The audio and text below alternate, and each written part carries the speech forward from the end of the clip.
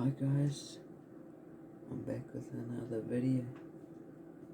Today, I've been wanting to do it for a little while, kind of, but yeah, I want to react to a video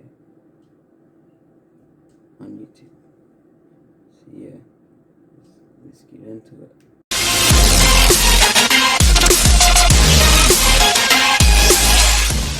The ocean is really, really deep. I'm only watching this video because I thought it was like 2 meters deep. Deeper, in fact, than most of us realize. If you were to shave off all of the land from the tops of every continent and island in the world and fill up the ocean's deepest points with that land, then the entire Earth would be covered in an ocean 2 miles deep.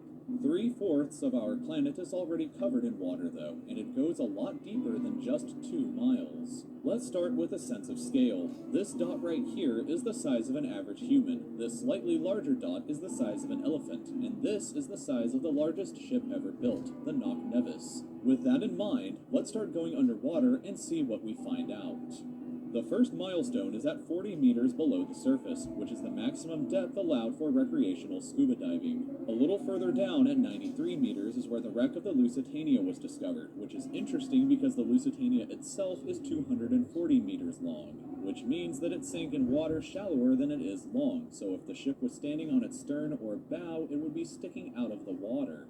Just slightly deeper than that, at 100 meters, is where diving can become seriously fatal if you're not careful because of decompression sickness. But that didn't stop a man named Herbert Nitsch to accomplish the free diving world record at a depth of 214 meters.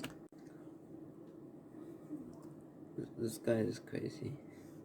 Level with just one single breath. But a little further down at 332 meters, we have the scuba diving world record, which was accomplished by another man named Ahmed Gabir. If he had swam down another 111 meters, then he would have reached the height of the Empire State Building if it was submerged underwater. And a little further than that, at 500 meters below the surface, we arrive at the maximum dive depth of blue whales, the largest creatures on the planet and also the limit of the U.S. Seawolf class nuclear submarine. At 535 meters, we can witness the maximum dive depth of emperor penguins, and this is when we must bring...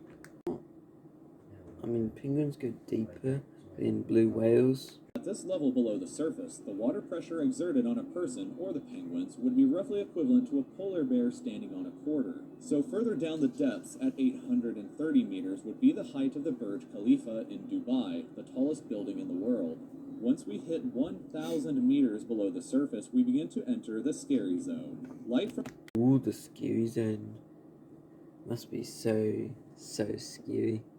Reach beyond this point, so the rest of the ocean below is shrouded in permanent darkness. On top of that, the water pressure you would experience at this point would be about the same as if you were standing on the surface of the planet Venus, meaning that you would die very quickly. You would also meet the giant squid at this sea level if the water pressure didn't already kill you. At 1,280 meters, we reach the maximum depth dived to by the leatherback sea turtle, and further down at 1,828 meters, we would reach the deepest part of the Grand Canyon, were it to be underwater with us.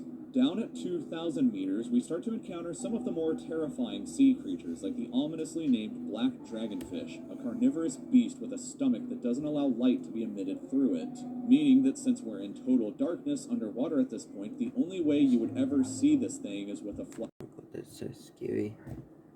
2,250 meters, we would reach the maximum depth dived to by both sperm whales and the very frightening colossal squid. Sperm whales often have sucker marks and scars left on their bodies from battles with the colossal squid that likely take place at these incredible depths. The squids themselves can grow to be 14 meters long and weigh up to 750 kilograms with eyes the size of a dinner plate and razor-sharp sickles in the middle of their tentacles. So yeah, good luck with that down there.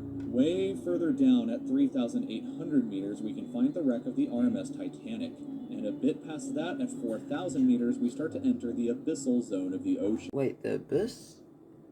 Oh my god. Oh no, the abyss was in. Okay. 11,000 pounds per square inch down here, and there are numerous strange, almost alien-like creatures that inhabit these depths, such as the fangtooth, anglerfish, and viperfish. Down at 4,267 meters is the average depth of the ocean where you would normally expect to hit the floor, but there are parts of the ocean that go significantly deeper than even this. At 4,791 meters rests the wreckage of the battleship Bismarck sunk during World War II, and way down at 6,000 meters is the beginning of the Hadal Zone, named after the underworld Hades itself. The water pressure down at these depths can become 1,100 times what you would experience way back on top at the surface, which is roughly equal to an elephant balancing on a postage stamp or a single person carrying the weight of 50 Boeing 747 jumbo jets.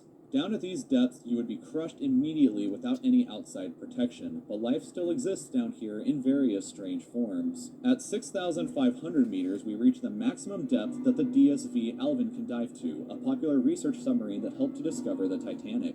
Way further down at 8,848 meters below the surface, and we have arrived at the height of Mount Everest, were it to be upside down and placed underwater. And then, way further past even that, at 10,898 meters, we arrive at the depth reached by James Cameron in 2012 during the Deep Sea Challenger mission. The deepest point in the ocean yet reached by humans was back in 1960, though, when two men named Don Walsh and Jacques Piccard reached a depth of 10,916 meters using their Trieste submarine. It took them 5 hours to descend through the ocean to this depth, and they only stayed for 20 minutes before a window cracked and they began to resurface. These guys are crazy. Oh my god. I don't know how someone can go that deep down there. Oh my god. Of a commercial airliner. So if you've ever looked out of a window while on a flight and looked down to the ground, that's a very good sense of how incredibly deep down into the abyss that we are currently at. Finally, when we hit 10,994 meters, we have hit the bottom of the known ocean, called the... That picture. I mean, come on, really? Someone must have took that picture. Right here on this map, just about 300 kilometers southwest of Guam Island. However, it is believed that there are almost certainly even deeper parts of the ocean than this that just haven't been discovered yet. It wasn't until 1997, after all, that the Serena Deep was discovered with a depth of 10,732 meters, making it the second deepest known point in the ocean. It is estimated that only about 5% of the ocean's floor has been accurately mapped, leaving the other 95% to be currently a mystery. It may be only a matter of time before an even deeper part of our ocean is found, and who knows what we may discover there. Yeah, enough.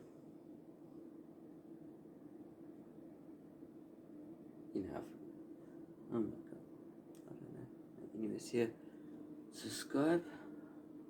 And I might do another, or I might watch another video for a video. Yeah. Subscribe.